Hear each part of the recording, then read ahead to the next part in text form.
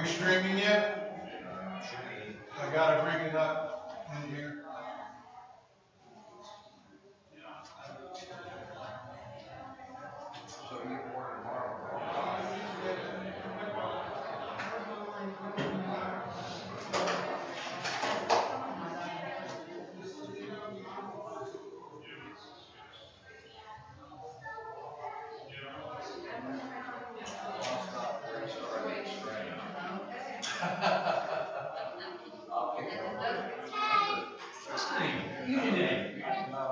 My name's Paul. What's yours?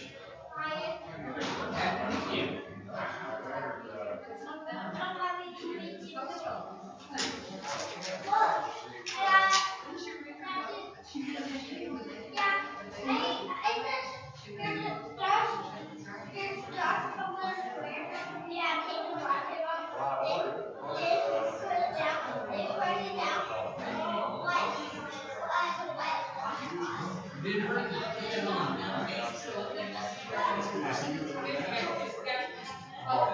I met you when you disappeared. You were playing with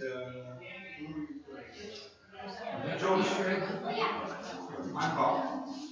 Well, I had to fly. You're right. Okay, you're right. It's good to see you. Did you go to the Easter egg hunt last week? Was that fun?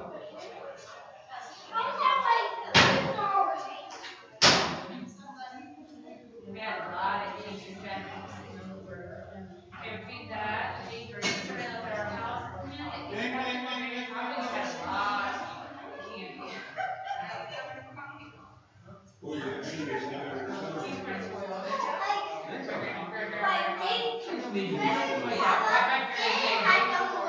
Maybe they just want to frame the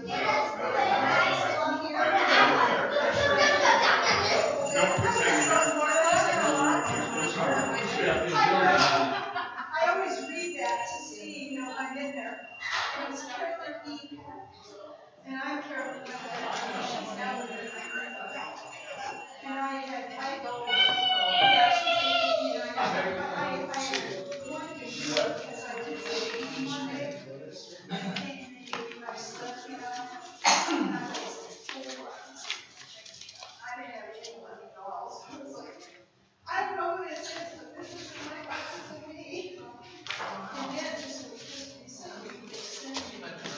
just recently extended. Sure. I didn't have it here, and I called her, and she said, well, yes, it is, you signed it. And no, that's not me, I necessarily wanted to do it. Or were you trying? I've been to run and trying to get it. No, it's sit here from stuff. Well, we had to do extra exercise and. All right, I'll stop writing up the bell. Nice day.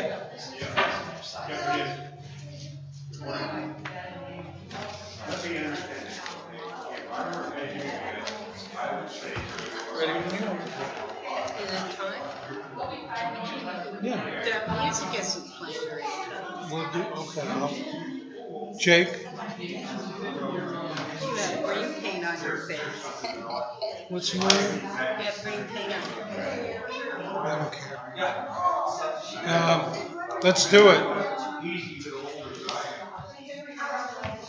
People continue to come in. I wish I can have a lot of tea, but homeless people and food is even more important.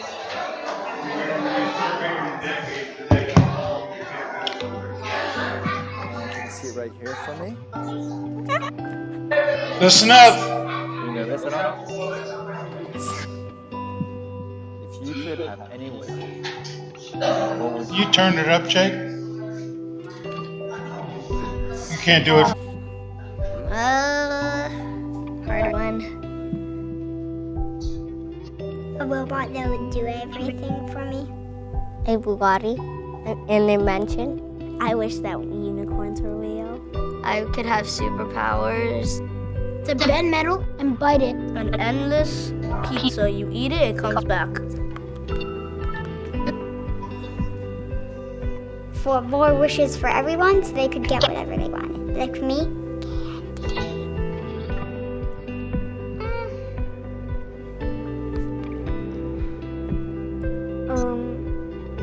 having a better life and like not struggle with like my mom, seeing her like struggle with bills, so like have more money. I would wish for like homeless people to not be homeless. Change pollution. Make a cure for cancer. Travel around and give people hope. World peace.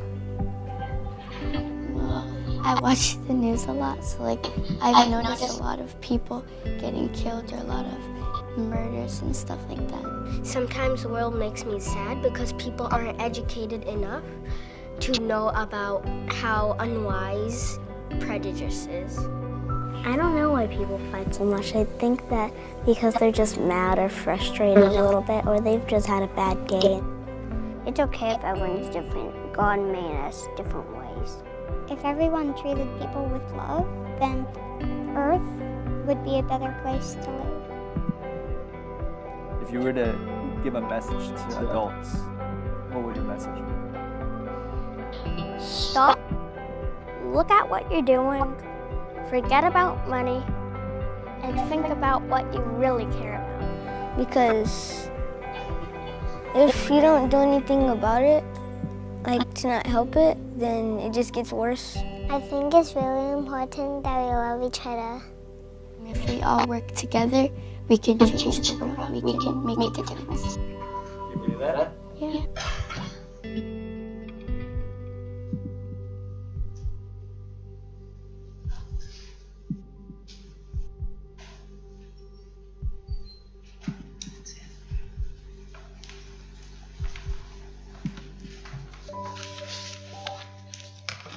Welcome, everyone.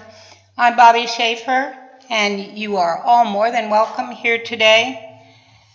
To all who gather here as intentional community, if recognizing the interdependence of all life, we strive to build community, the strength we gather will be our salvation. If you are black and I am white, it will not matter. If you are female and I am male, it will not matter. If you are older and I am younger, it will not matter. If you are liberal and I am conservative, it will not matter. If you are gay and I am straight, it will not matter. If you are Christian and I am Jewish, it will not matter. If we join spirits as brothers and sisters, the pain of our aloneness will be lessened, and that does matter. In this spirit, we build community and move toward restoration. Those are the words of Marjorie Bowen Sweetley. I, however, would look at the word restoration and substitute creation for us. For restoration, as I believe we have been building, but have not achieved the goal of world community, and therefore we cannot restore it. We need to create it. Birthdays today. Our niece Elise Campbell's birthday is today. And coming up, our former member Nancy Klotsky in Chicago on the 26th, and the former UUFT DRE Lenny Lee on the 30th. We have some announcements. Janine?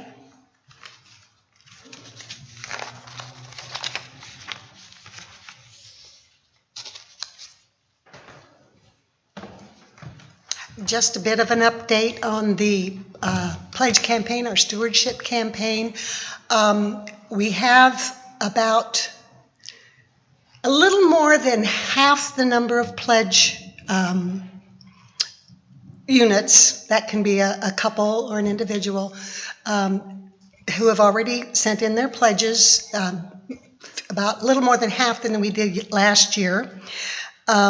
So there's still about 20, 25, 30 people, units that we have not yet heard from, and we will be making contact.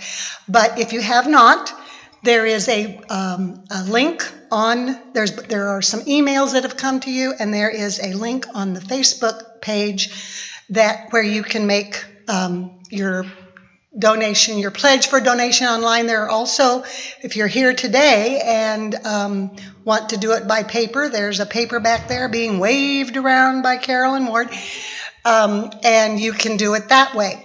The really exciting thing for me is that in the first 25, 30 people that we had have donated, 75% of those people increased their pledges. And the average increase was 45%. So I think that is wonderful. We have people are stepping up to try and help us financially reach our dreams and goals.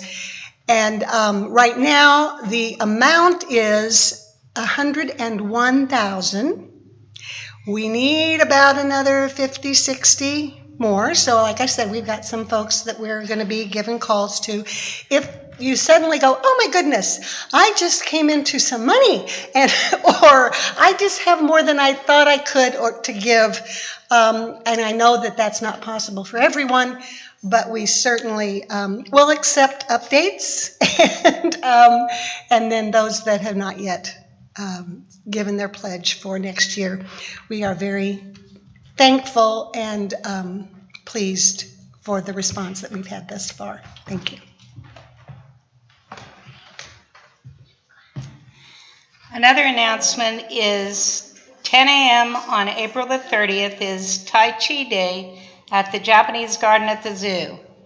It will be celebrated worldwide at 10 a.m. local times, and at our local zoo, a Tai Chi instructor will be there. We have a few concerns. Jabel Odgers has brought to our attention a program called Rotary Against Human Trafficking Foundation. They help women in Shawnee County being released from incarceration reintegrate into society. State Farm's Neighborhood Assist program can donate to the foundation. Jabel asks that you go out to the neighborhoodassist.com and vote for this program starting on Wednesday the 27th. That's neighborhoodassist.com. And that's all lowercase and one continuous process. Walt reports that Kennott is home recovering from back surgery and is making a good recovery. Susanna Emilio has reached out to us for community emotional support for her ongoing issues with her son. And I know that we can all give her that support. Does anyone else have a joy or concern that they wish to share at this time?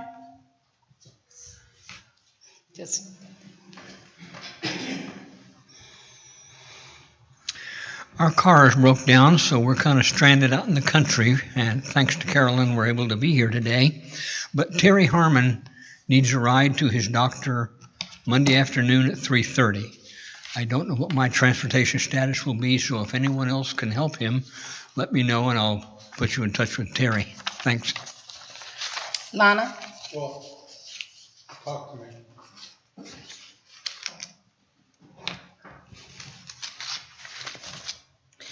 Just a few days ago, Marilyn Schroeder received a diagnosis, a terminal diagnosis of cancer. She is on hospice in her home at this time, and when it is necessary, she will go to the hospice house.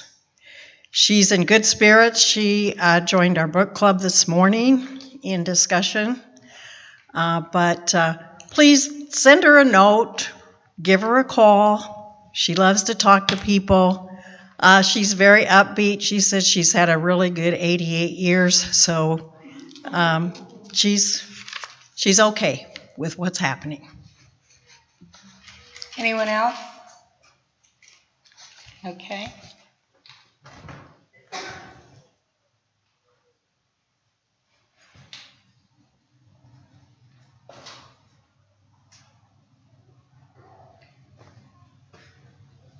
We light our flaming chalice to illuminate the world we seek.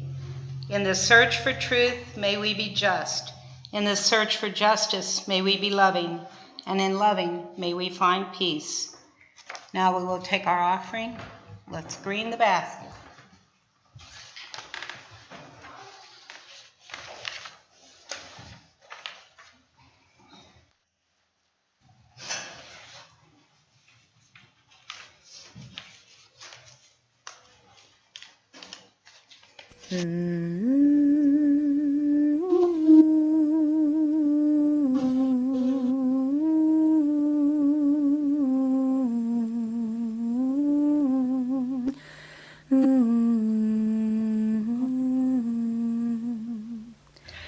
From you I receive, to you I give. Together we share, and by this we live. From you I receive, to you I give. Together we share, and by this we live. Thank you, everyone. From the fragment.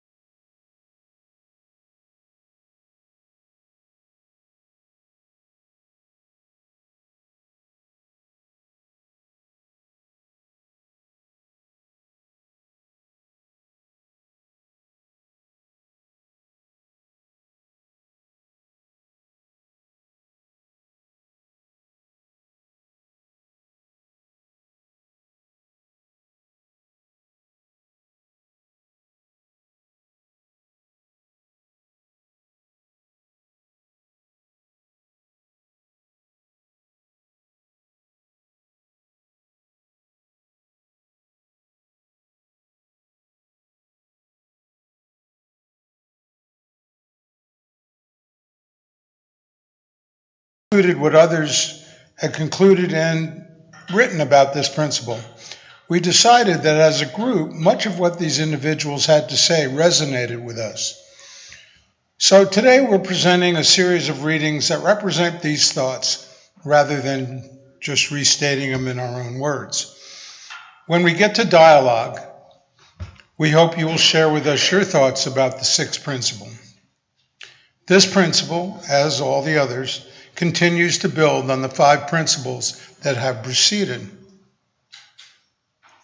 We begin with Olympia Brown. Maybe. The first woman to be ordained in our faith.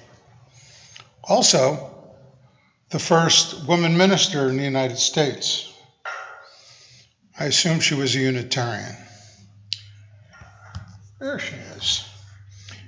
Quote, every nation must learn that the people of all nations are the children of God and must share the wealth of the world.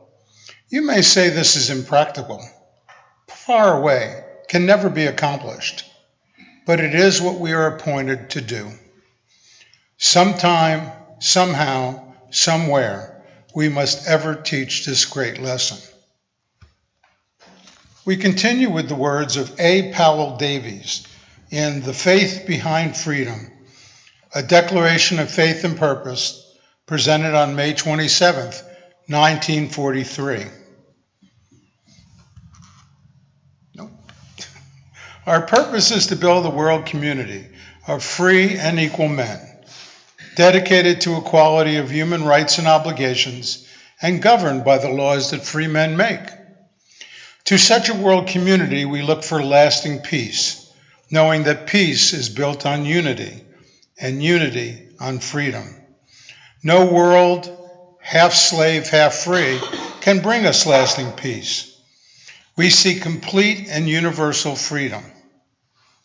Our purpose is a world of liberation, not only from war, but from the tyranny of hate and greed, and from the barriers of race and class.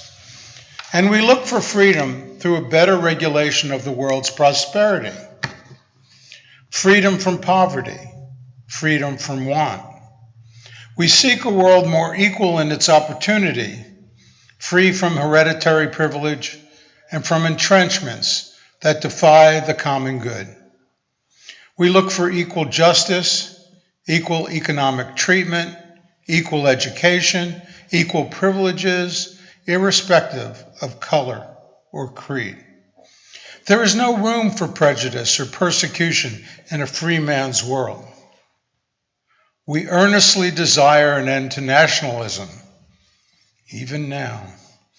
That love of country may be freed from selfish interest. Above the state must be the family of nations, and beyond all other love, the love of mankind. Then, Paul Tillich, who graced the cover of Time back in the day, 1939, it looks like. In The Right to Hope from March 1965. The goal of mankind is not progress towards a final stage of perfection.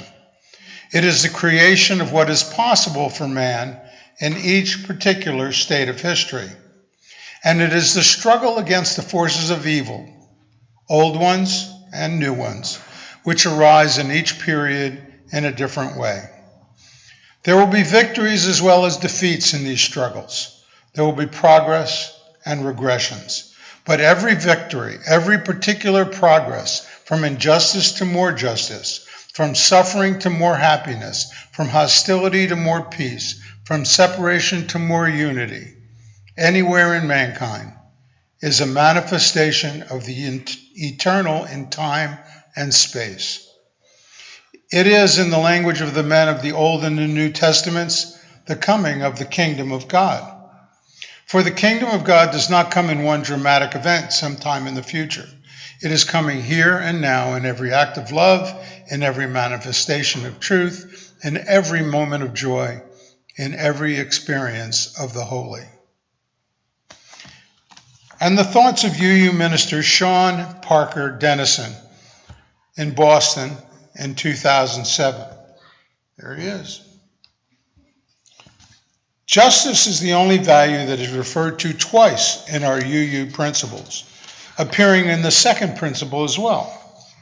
Justice is getting what you deserve and giving to others what they deserve, not in the punitive sense that we often use the phrase, but in a sense that asks us to use our moral imaginations to picture a world where every person is seen, valued, and then given at least the basics of what they deserve.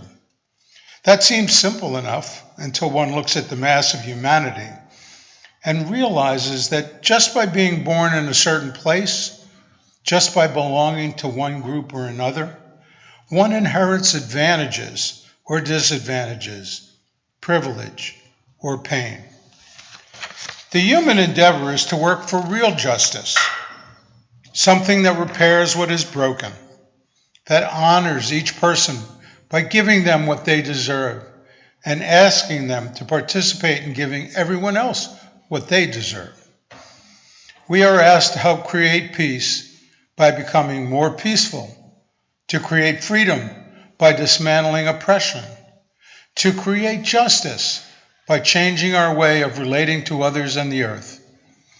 This is something we can do at any time, internally or externally, in small or large ways, to bring about a world in which our Unitarian Universalist principles are increasingly realized. We may not succeed at perfecting the world, but we will be able to improve it. Little things can make such a dramatic difference. I'm reminded of a friend who lamented about how much the need to be smart seems to now outweigh the need to be kind.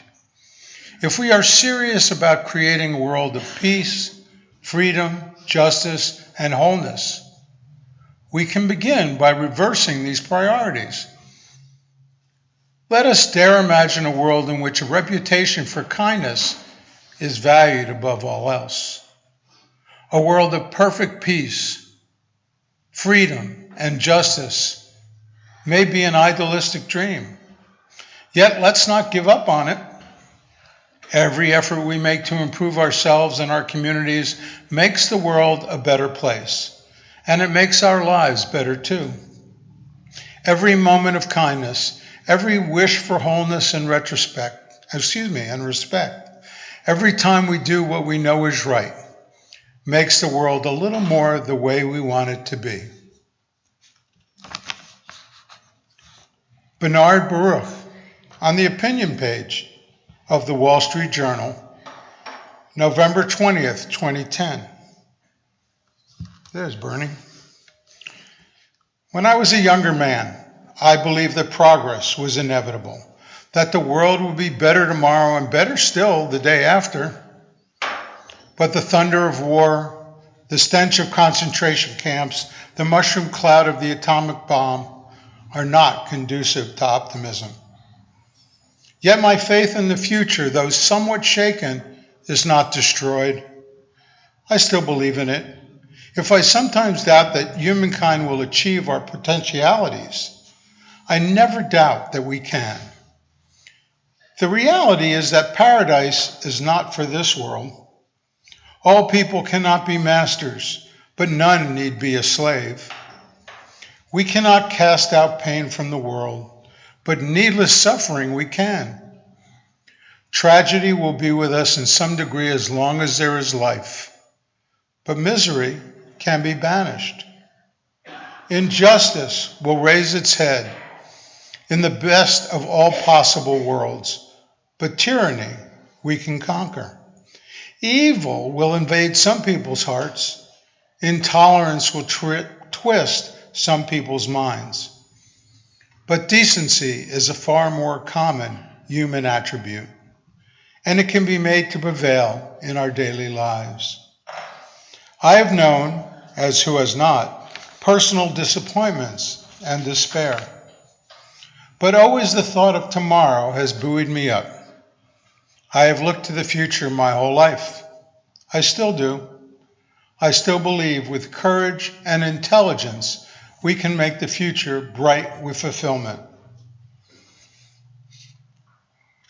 Bob Patrick, I don't know who he is, but he wrote the following on May 23rd in his blog, May 23rd, 2017 in his online blog.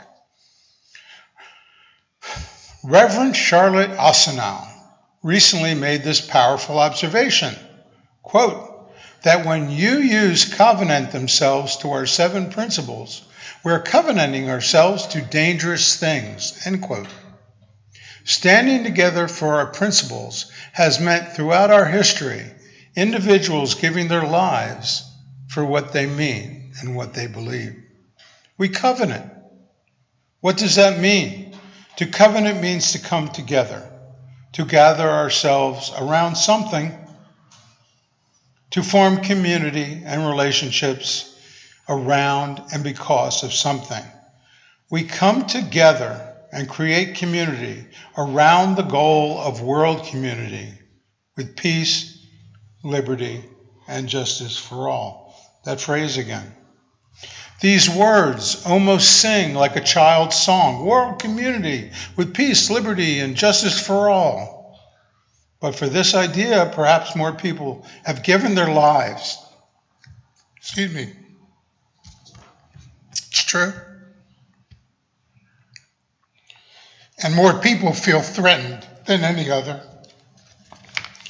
I think that perhaps because these words are similar with liberty and justice for all, have a certain history in this country, that the mere sound of them creates in our minds almost the opposite of what they mean. On their face, peace, liberty, and justice for all describe the most radical vision of human community that could be stated. Just think about the radical shifts in business as usual if there really were a world at peace for all, with freedom for all, justice for all. Those words sound very much like the end of the Pledge of Allegiance to the American flag.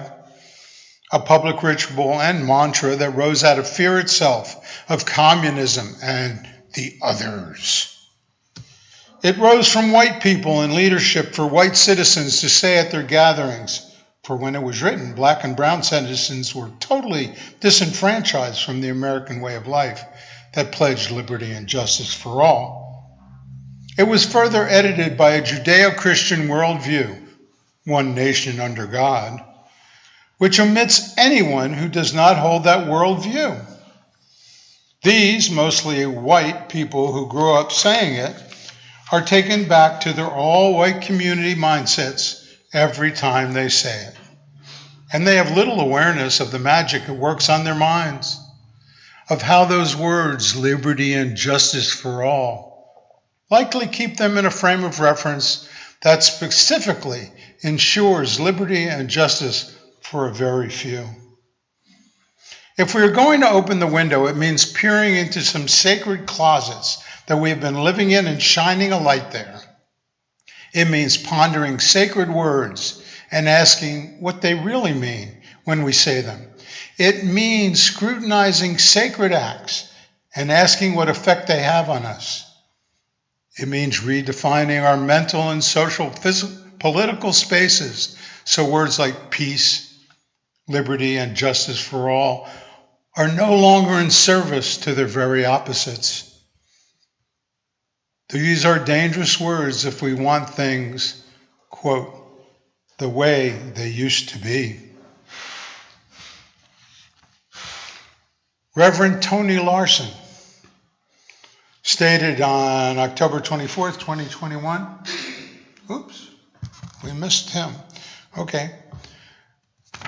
What about strangers and enemies? Quote, and I believe that if we're going to be serious about the goal of world community, then we've got to be able to see the worth of the people around us, whether they're close to us or not, whether we have a lot in common or very little, whether we like them or find them annoying, and understand that even our enemies are part of the human community. This is an interesting one. It's a reflection on the 6 UU principle posted Saturday, May 21st, 2016 by David A. C44 on theologyinaction.wordpress.com.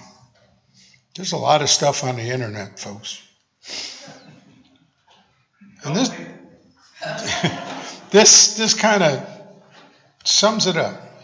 The key word of the 6th principle isn't peace, liberty, or justice. It's not even community. The key word is goal. This isn't an action, but a benchmark. Something to aim for. It's a lofty aim for sure, yet any vision worth pursuing needs to be big and inspirational. Ultimate ends and envisioning these goals are not meant to be pragmatic.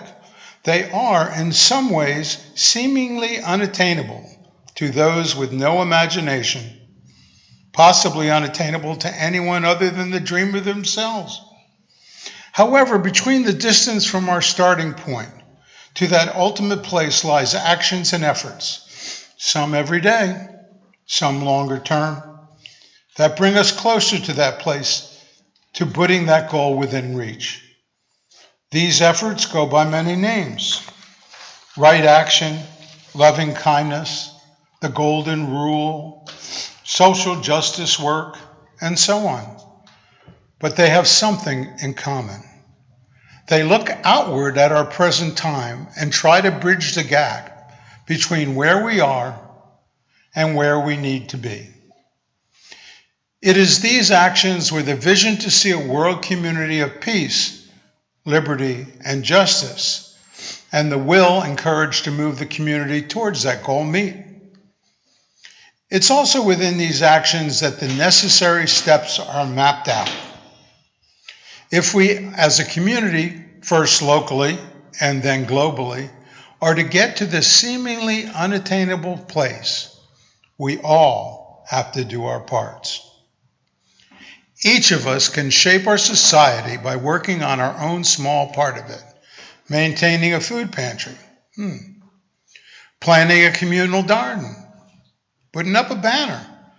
From there, we connect outward with other like-minded people to help shape a larger area, signing petitions or letters, marching for our democratic rights and the rights of others, protesting against war.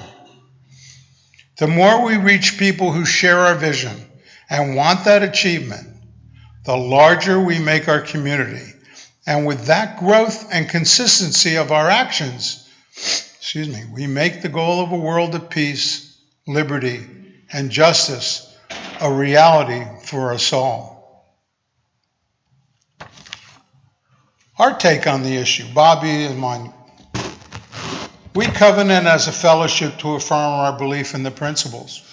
We gather ourselves together to form community and nurture that community for the benefit and support of the members of our community, and to gather strength within that community to work toward attaining those goals set out in the principles, to which we covenant as a community we identify as UUFT. We must strengthen our community by supporting and nurturing our members with compassion and kindness. In that process, we will grow our community in diversity and strength.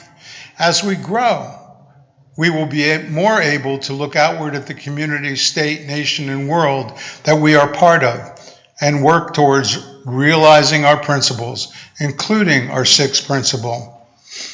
We affirm and promote the goal of world community with peace, liberty, and justice for all. So, you've heard from us and a bunch of other people. So now, I'm going to throw a few questions out to you guys and let it be cogitate a little bit, and if you want to come up and talk about it, please do. So how do you define world community? Does it involve a world government? Does whether we believe in attainability of world community affect the importance of this principle? What do you think about the quote from Olympia Brown, every person must learn that the people of all nations are children of God and must share the wealth of the world? What does liberty mean to you? Do you have to sacrifice liberty for community? Some people work hard on individual justice issues. They feed homeless people, work in school programs. Do you see a relationship between the two? Some work hard on systemic issues. They attempt to change the system that created injustice. Do you see a relationship between the two? Do you consider either endeavor more important than the other? And finally, what can we do within our church community to promote this principle? So, that's what we have to say. What do you have to say? Come on up, Mike's right there, and remember that we are being broadcast, hopefully, on YouTube.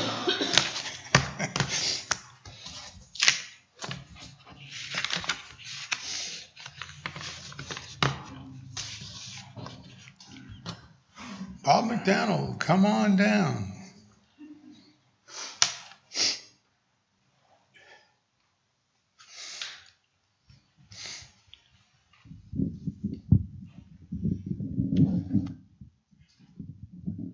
Good morning. I'm Bob McDonald. David, I wish for once you'd provide answers to the questions. It would be helpful. Earlier this week, I was having coffee with friends, and as is often the case, the question turned to what's going on in fellowship and why is it going on? And what I discovered again during the course of that conversation was that as much as I'd like to be right on virtually every issue known to humankind, I find more and more that I am often wrong.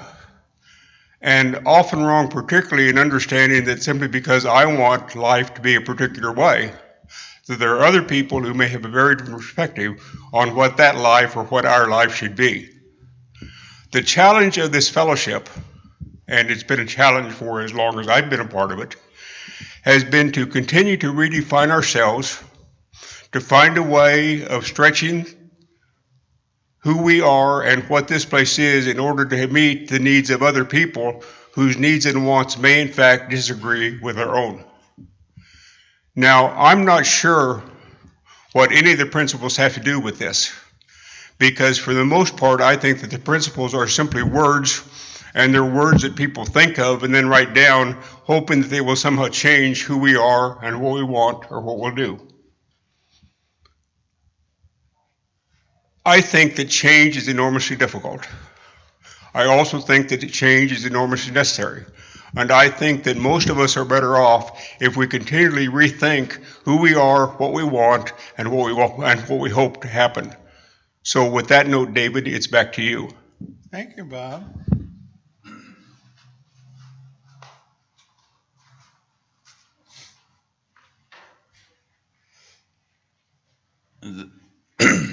I'm Joe Silsby.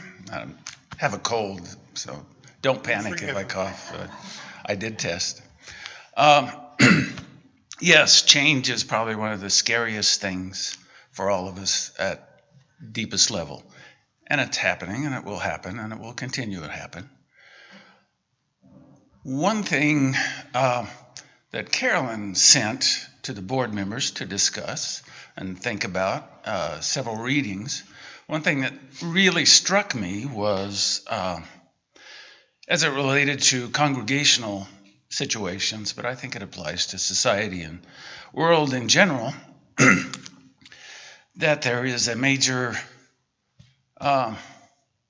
disagreement, and then it becomes conflict between those who see themselves as realists and those who see themselves as idealists. And when one side or the other isn't, when we become very rigid, that leads to anxiety within the group, and that anxiety is very closely related to mistrust. So I see that on a much larger scale in our society and in the world in general. And there's some basis for mistrust, obviously, in some things, but let's look more carefully at that among ourselves to start with. Thank you, Joe.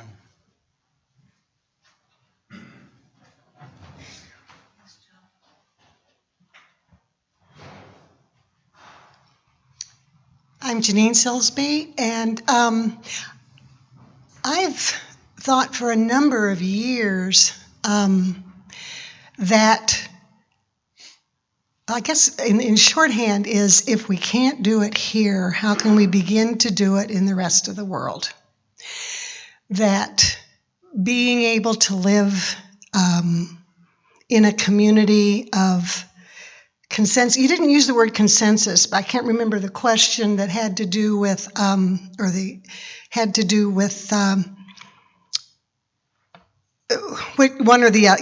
one or the other, but you have to give up liberty. That's what it was. Which is more important, liberty or community? I think maybe was what it was. But consensus is another issue within that. And if we can't, in a community of like-minded people, figure that out, how to do that together, the world is, we're being broadcast, right? I'm not going to say that word, but it is, if we can't do it here. And the other small thing I wanted to say was, this is just a pet peeve of mine, and that's that we check on history as to who was Unitarian and who was Universalist. And Olympia Brown, the first woman minister, was ordained a Universalist. Thank you. Not a Unitarian. And please, it's very interesting to look at that history, and it also informs a lot of things that are going on in the national organization as well. If we look at the differences and how Universalists and Unitarians had to try and come together for a merger when there were a lot of differences on their focus.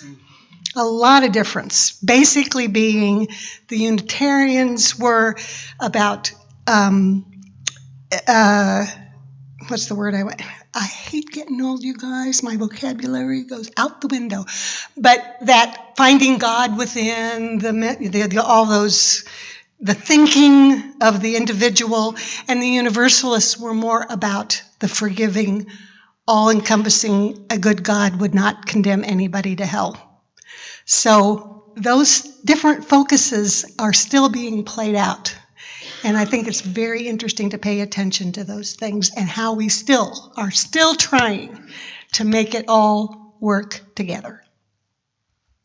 Thank you, Janine, especially for the clarification. Rob? Good morning, I'm Rob Cook. Reverend Sarah left us, and one of the last things she told me, and probably others, is, and I won't quote her verbatim, that UUFT, the congregation that is, needs to figure out who we are, what we want, and what is important to us. I think that's an important statement. I concur.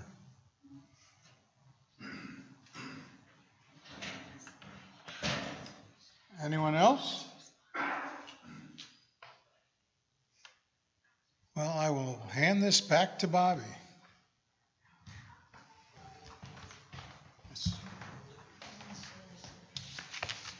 In closing, let us go forth into a world through a door of hope for the future, remembering these words of Martin Luther. Even if I knew that tomorrow the world would go to pieces, I would still plant my apple tree. And thanks to Marjorie Newland Learning for that. Go forth, prosper, enjoy your week, and we'll see you next week. We will be doing the 7th principle 4 weeks from today. And we do have another video.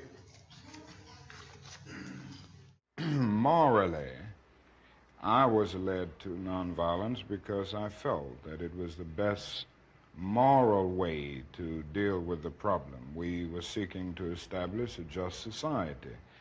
And it was my feeling then, and it is my feeling now, that violence is certainly much more socially destructive, and it creates many more social problems than it solves. So I was led to nonviolence for deep moral reasons. And I turned to it because I felt that it was the morally excellent way to deal with the problem of racial injustice in our country. There is no freedom, the wise man said, let justice roll down when the poor cry out for shelter and bread. Let justice roll down like a mighty stream. Oh, children, don't you get weary, walk together, believe in the dream. When the way gets rough, we'll make a new way. Let justice roll down like a mighty stream. Hatred will never drive out hate. Let love roll down, roll down. Remember, our hearts can make others great. Let love roll down like a mighty stream. Oh, children, don't you get weary, walk together, believe in the dream. When the way gets rough, we'll make a new way. And let your love roll down like a mighty stream. When brutality threatens our daughters and sons, let peace roll down, roll down. May our voices rise up louder than the guns. Let peace roll down like a mighty stream.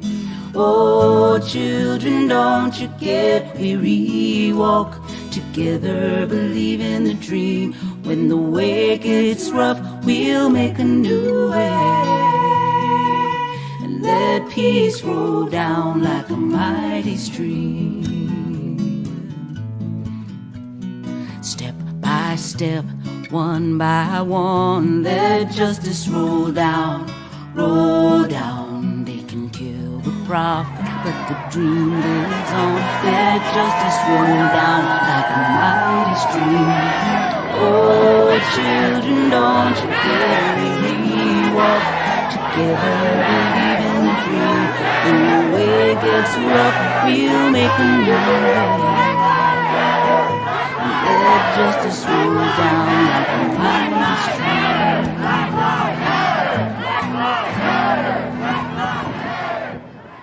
I turned to it because I felt that it was the morally excellent way to deal with the problem of racial injustice in our country.